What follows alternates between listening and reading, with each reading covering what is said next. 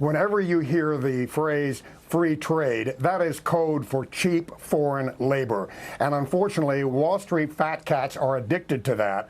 Neil, China cheats. And as I've said before, Robert Lighthizer and his team are brilliant, but it doesn't matter how terrific the deal they negotiate is. And this is not a very terrific deal, frankly, from what I'm hearing. But even if it were, China cheats. They're not going to live up to it. They've never lived up to their trade agreements in the past. Why are they going to start now? The one thing we can do that we can measure and that we can enforce and that's worked in this country for 200 years is impose tariffs. And those tariffs provide desperately needed revenue for our country. The tariffs that Trump has already imposed, Neil, have already cut our trade deficit with China by nearly 20% year to year.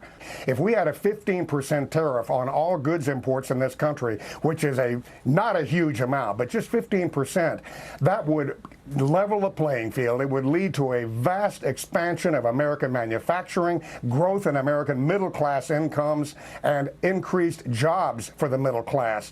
That's very important. And on top of that, as I mentioned earlier, it would raise an additional $300 billion a year. Neil, what President Trump has failed to do with his trade policy and the tariffs is lay out a plan.